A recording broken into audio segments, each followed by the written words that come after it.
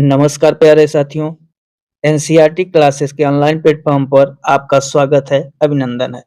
मित्रों, हम लोग इंग्लिश पेडागॉजी के प्रतिदिन वीडियो प्रोवाइड कर रहे हैं। उसी क्रम में आज हमारा जो प्रश्न होने वाला है, वो आपका पहला प्रश्न ये है, continuous and comprehensive evaluation CCE English mainly focuses on. मतलब जो सीसीई का है, सीसीई मेनली फोकस ऑन मतलब सीसी का मतलब है आपका सतत और व्यापक मूल्यांकन। सतत और व्यापक मूल्यांकन और इसका मुख्य रूप से ध्यान किस पर केंद्रित करता है? जिसका ऑप्शन है assessing only the student academic marks. अब देखिए यहाँ ओनली आ गया, नेगेटिव कीवर्ड से ही हम इसको गलत कर देंगे। उसके बाद क्या है? Assessing learners progress in both scholastic and को स्कोलेस्टिक एरियाज। मतलब आपका जो शैक्षिक है और सह शैक्षिक है, दोनों क्षेत्रों में शिक्षार्थियों की प्रगति का आकलन करना, अर्थात बी। अभी इसको हम सही मान रहे हैं। अब यहाँ पर देखिए सी ऑप्शन क्या कर रहा है? Comparing the performs of different student. मतलब हमको क्या करना है? यहाँ पर विभिन्न छात्रों के प्रदर्शन की तुलना करना है, जो कि हमें नहीं करना है। सी ऑप्शन गलत हो जाएगा। अब डी ऑप्शन आपका है conducting weekly paper pencil test. मतलब हम साप्ताहिक पेपर पेंसिल टेस्ट का आयोजन करें, ये भी गलत है। कौन सा ऑप्शन आपका सही निकल रहा है? B option is the right answer. क्यों? क्योंकि जो सीसीई है, सीसीई का मुख्य कोई किताबी ज्ञान नहीं है कि किताबी ज्ञान में आप स्कॉलस्टिक में ही नहीं होता। इसमें स्कॉलस्टिक और को स्कॉलस्टिक की जो प्रगति है, दोनों का जो है करना होता है। यहाँ कंटिन्यूअस का अर्थ क्या है? कंटिन्यूअस का अर्थ ही है साल भर होने वाला। कॉम्प्रिहेंसिव का मतलब बच्चे का सर्वांगीण विकास। तो इसमें आपका स्कॉलस्टिक और को स्कॉलस्टिक एरियाज दोनों आ जाते हैं, इसलिए सीसीई का B option is the right answer हो जाएगा। Next question, assessment for learning is known as. अब देखिए यहाँ पर दिया हुआ है पहला option summative assessment, B option formal assessment, C option formative assessment और डी ऑप्शन फाइनल असेसमेंट।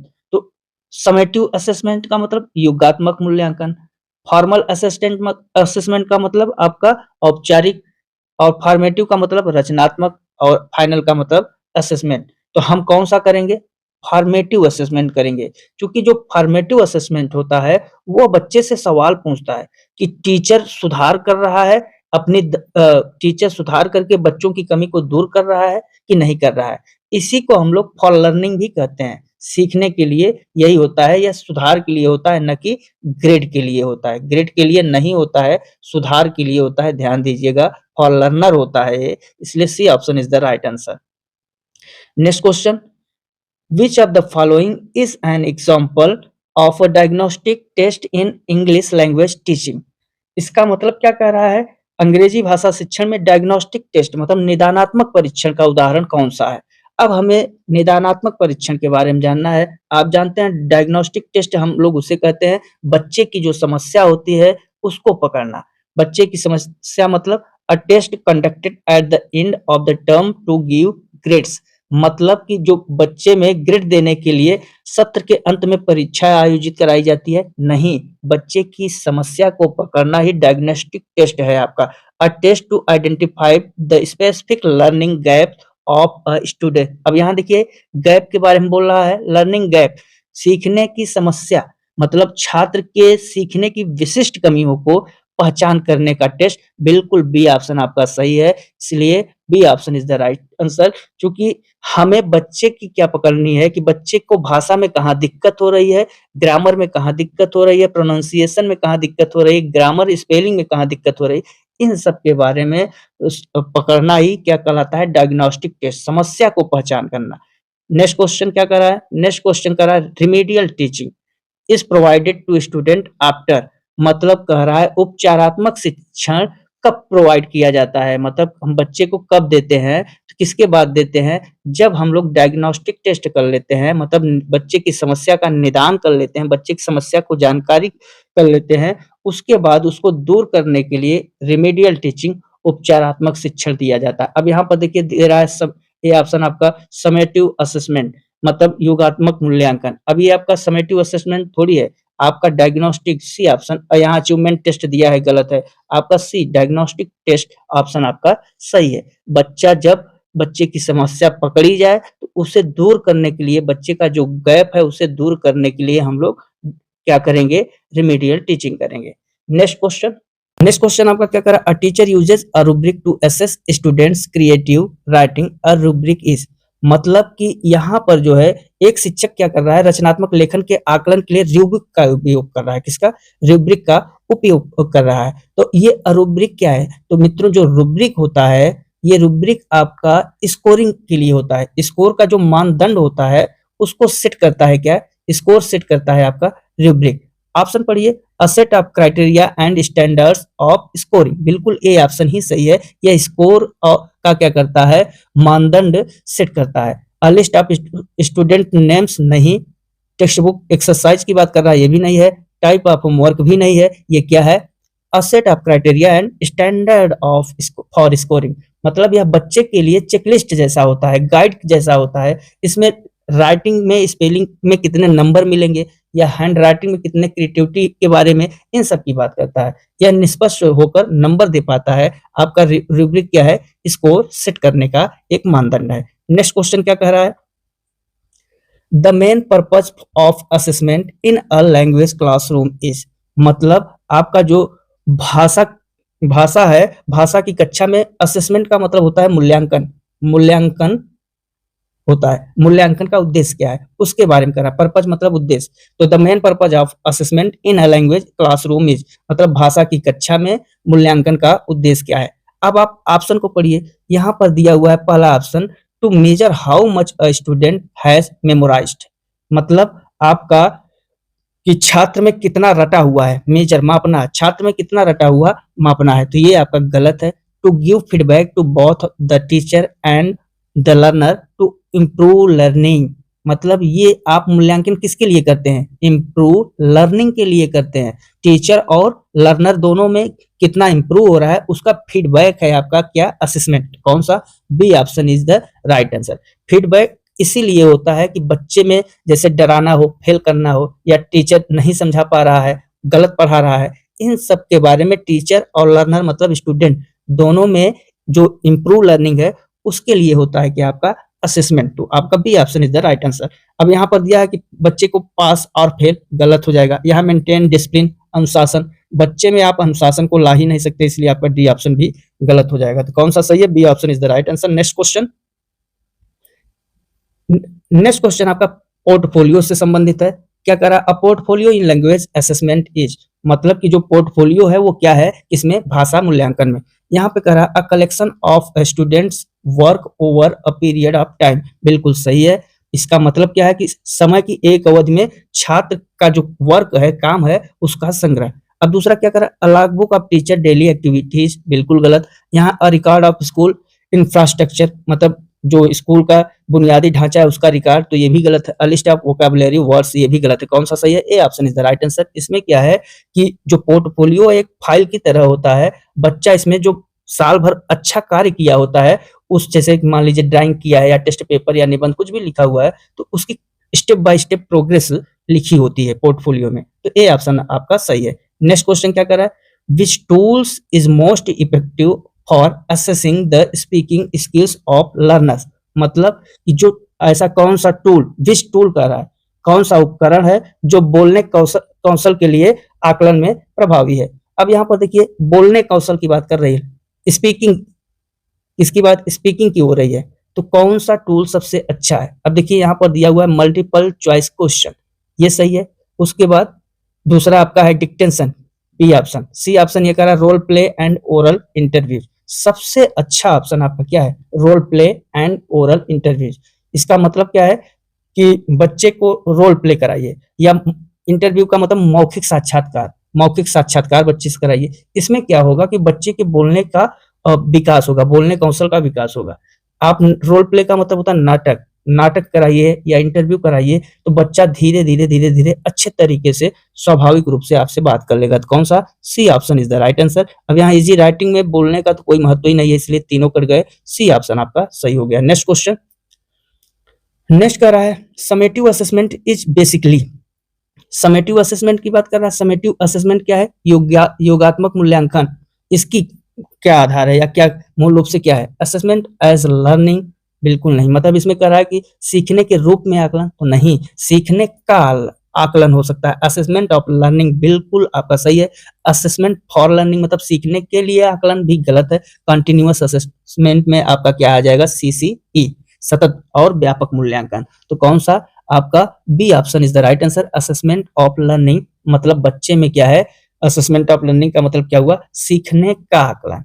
यह सेमेस्टर के अंत में होता है। जो समेटिव असेसमेंट है ये आपका सेमेस्टर के लास्ट में होता है और इसका मकसद जो होता है कि बच्चे का रिजल्ट, इसमें आप इतना ही कोड वर्ड जानिए, बच्चे का रिजल्ट, बच्चा कितना सुधार किया, कितना सीखा। इसमें एक चीज ध्यान दीजिएगा कि सुधार की गुंजाइश इसमें नहीं होती है, सुधार की गुंजाइश नहीं होती, यह फाइनल जजमेंट की तरह होता है। इसलिए आप लोग कोड में याद रखिएगा समेटिव असेसमेंट के लिए सिर्फ रिजल्ट, आपको रिजल्ट याद रहेगा। अब देखिए जब रिजल्ट आपका एक बार शो आउट हो गया तो इसमें सुधार की गुंजाइश है क्या? नहीं है, फाइनल जजमेंट जैसा है। तो आप समेटिव असेसमेंट का कोड है रिजल्ट। नेक्स्ट क्वेश्चन, नेक्स्ट है the term of proficiency in English refers to, मतलब इसका कि आपका जो द टर्म ऑफ प्रोफिशिएंसी का मतलब ही क्या है? इसमें है अंग्रेजी में प्रवीणता। The term of proficiency in English refers to मतलब अंग्रेजी में जो प्रवीणता है इसका अर्थ बताना है। तो प्रोफिशिएंसी इन इंग्लिश का जो अर्थ ए ऑप्शन में कर रहा है knowing the rules of grammar only, only से ही से कट कर देंगे। नेक्स्ट क्वेश्चन आपका सॉरी बी ऑप्शन कर रहा है the ability to use the language accurately and fluently in real life situation, बिल्कुल सही। इसका मतलब क्या है? इसका मतलब है कि वास्तविक जीवन की स्थितियों में भाषा और धारा प्रवाह बोलने की उपयोगिता या कैपेसिटी मतलब क्षमता को साबित करना। एबिलिटी दिया हुआ है ना, तो आपका क्षमता की बात। इसमें क्या होता है कि प्रोफिशिएंसी इंग्लिश का मतलब यह है कि बच्चे को सिर्फ ग्रामर ही काफी नहीं होता है, बच्चे की असल दैनिक जीवन में जो प्रयोग वाली चीज है, इंग्लिश में बोलना, इंग्लिश समझ पाते हैं या नहीं समझ पाते हैं, फ्लुएंट इंग्लिश बोल पाते हैं या नहीं, उसको कहा जाता है प्रोफिशिएंट। समझ में आया? वही चीज यहाँ करा, the ability to use the language accurately and fluently in real life मतलब दैनिक जीवन में सिचुएशंस, दैनिक जीवन में प्रयोग की गई। तो B option is the right answer. Next question आपका क्या है? नेक्स्ट क्वेश्चन कह रहा है आपका peer assessment helps students to, मतलब जो आपका पीयर सहकर्मी असेसमेंट है, पीयर का मतलब होता है सहकर्मी असेसमेंट। सहकर्मी मूल्यांकन आपका किसके लिए है? किस में मदद करता है? छात्रों को किस प्रकार से मदद करता है, इसके बारे में बोल रहा है। ए ऑप्शन कर रहा है develop a sense of competition मतलब प्रतिस्पर्धा की भावना विकसित करने में, जो कि गलत है। सहकर्मी का मतलब होता है कि दो मदद के रूप में होता है एक तरीके से। इसमें दिया हुआ है identify the mistakes of other and reflect on their on learning, मतलब आप जो दूसरों की गलतियों को पहचाने और स्वयं सीखने पर विचार करें, उसको हम कहते हैं पीयर असेसमेंट। तो आपका ये सही है। रिड्यूस द टीचर वर्कलोड मतलब शिक्षक का कार्यभार कम करने में तो गलत है। Increase the number of test या रिजल्ट में अच्छा, टेस्ट में परीक्षा में अच्छा नंबर लाने के लिए, तो ये भी गलत है। इसमें क्या होता है कि identify the mistakes of other मतलब दूसरों की गलतियों से खुद के सीखने पर विचार करना। जब बच्चा एक तरीके से समझिए कि जब कॉपी चेक होती है और बच्चा देखता है कि क्या इसमें गलती हुई है मेरे से या नहीं हुई है, क्या अच्छा लिखा या नहीं लिखा है, तो वो खुद सीखे अपने से, अपना रिजल्ट देके, अपना स्कोर देके, अपनी कॉपी देके और स्वयं गलतियों से करके सीखे। तो B option is the right answer. Next question आपका, next question in a language class anecdotal records are used to, ये जो एनेक्डोटल रिकॉर्ड्स है ये किसके बारे में बताता है, क्या चीज है? एनेक्डोटल रिकॉर्ड्स विशिष्ट व्यवहार, स्पेशल बिहेव, जो स्पेसिफिक बिहेवियर होता है उसके बारे में, या कोई इंसिडेंट घटना हो उसके बारे में। अब देखिए ए ऑप्शन ही आपका कह रहा है records a student specific behaviour और सिग्निफिकेंट इंसिडेंट, मतलब ए ऑप्शन सही है। इसमें बच्चे का जो विशिष्ट व्यवहार है और महत्वपूर्ण घटना है उनके रिकॉर्ड की बात कर रहा है। सेकंड बी ऑप्शन क्या कर रहा है? Write down the summary of a lesson, यहाँ पर जो समरी ऑफ अ लेसन है उसकी मतलब पाठ के सारांश की बात कर रहा है कि आप पाठ के सारांश के बारे में लिख रहे हैं। तीसरा क्या कर रहा है? Maintain a record of fee paid, मतलब फीस के पेड का रिकॉर्ड है, तो ये भी गलत है, बी सी भी गलत हो गया। यहाँ list of the marks of an in monthly test मतलब जो मंथली टेस्ट होता है उसमें जो आपने मार्क को गेन किया है उसके लिए, तो ये भी आपका गलत है। कौन सा? A option is the right answer. इसमें क्या होता है कि बच्चे का जो व्यवहार है वो छोटी-छोटी कहानियों के माध्यम से टीचर नोट करता जाता है, तो A option is the right answer. Next question, what does reliability के बारे में कह रहा है यहाँ पे कि जो आपका what is reliability of a test mean, इसका मतलब क्या होता है कि आपका जो रिलायबिलिटी है इसका मतलब आपका जब किसी परीक्षण में विश्वसनीयता की बात करता है, रिलायबिलिटी मतलब वो किसी परीक्षण की विश्वसनीयता की बात कर रहा है ऑफ टेस्ट में, तो किसी परीक्षण में जो विश्वसनीयता है उसके बारे में बोल रहा है। ए ऑप्शन क्या कर रहा है? The test measures what it claims to measure, मतलब कि आपका ये ऑप्शन कि परीक्षण वही मापता है जिसे मापने का दावा हो, तो ये आपका गलत है। The test gives consistent results even if conducted multiple times, मतलब कि बार-बार आयोजित करने वाले परीक्षण परिणाम देता है। बी ऑप्शन इज द सही right answer. The test is easy to check, नहीं। डी कह रहा है the test covers the entire syllabus, गलत। कौन सा? केवल आपका बी ऑप्शन सही है, क्योंकि जो आपका ये रिलायबिलिटी है, रिलायबिलिटी का मतलब ही होता है विश्वसनीयता, और किसमें विश्वसनीयता? टेस्ट परीक्षण में विश्वसनीयता। ये आपको करता है क्या? अगर जैसे बच्चे किसी भी चीज में 100 नंबर है, अब 100 नंबर में वो 50 नंबर लेके आ रहा है, कल उसी टेस्ट में 10 नंबर लेके आएगा, तो ये क्या है? रिलायबल नहीं है। रिलायबल का मतलब ये होता है भरोसेमंद परिणाम। जैसे 100 नंबर है तो 100 में बच्चा 90 नंबर कंफर्म लाया हो, इसको हम कहते हैं विश्वसनीयता का परिणाम। तो कौन सा? ये जो रिलायबिलिटी टेस्ट परीक्षण होता है ये बच्चे में क्या करता है? बार बार आयोजित कर मल्टीपल टाइम्स, बार बार जो आयोजित की गई हो परीक्षण, लगातार हो रही हो परीक्षण, उसके बारे में। तो B option is the right answer. Next question, when a student is asked to read a passage and answer questions based on it, it is an assessment of, मतलब कि इसमें जो बच्चे किसी छात्र को रीड अ पैसेज, किसी paragraph या अनुच्छेद पढ़ने की बात करते हैं, तो उन पर आधारित जो प्रश्न होते हैं उनका उत्तर देने के लिए कहा जाता है लिसनिंग। मतलब ये पैराग्राफ की पैसेज की बात कर रहा है, उसको हम लोग क्या कहते हैं? लिसनिंग कंप्रिहेंशन, मतलब श्रवण समझ। स्पीकिंग प्रोफिशिएंसी, मतलब बोलने की प्रवीणता। तीसरा आपका कह रहा है रीडिंग कंप्रिहेंशन, मतलब पठन समझ।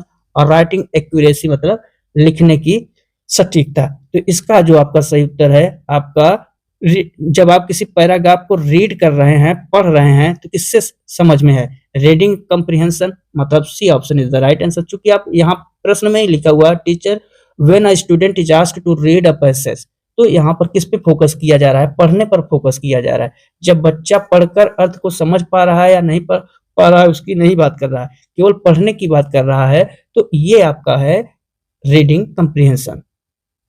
नेक्स्ट क्वेश्चन क्या कर रहा है? यहाँ पर formative assessment should be conducted, मतलब आप फॉर्मेटिव असेसमेंट का मतलब रचनात्मक मूल्यांकन कब आयोजित करनी चाहिए? तो रचनात्मक मूल्यांकन क्या होती है? यह पढ़ाई के दौरान निरंतर लगातार होती रहती है। इसमें जो है कोई एक दिन का तो ये काम है नहीं, ये हर रोज का काम है। क्लास में सवाल पूछना, क्विज लेना, चर्चा करना, यही सब आपका रचनात्मक कार्य है। रही बात यहाँ ऑप्शन की, तो आपका ए ऑप्शन में ओनली लगा हुआ है, बी ऑप्शन में भी ओनली लगा हुआ है। हम दोनों ऑप्शन ओनली से ही काट देंगे। अब यहाँ सी और डी में एक सही है। अब यहाँ पर देखिए डी ऑप्शन कर रहा है वंस इन 6 मंथ, मतलब 6 माह में एक बार। अब ये आपका नहीं है। जब हमने लगातार कंटिन्यूसली की बात कर दी तो कहाँ से 6 महीने में होगा, तो इसलिए डी भी गलत हो गया, बचा सी ऑप्शन। तो C option is the right answer.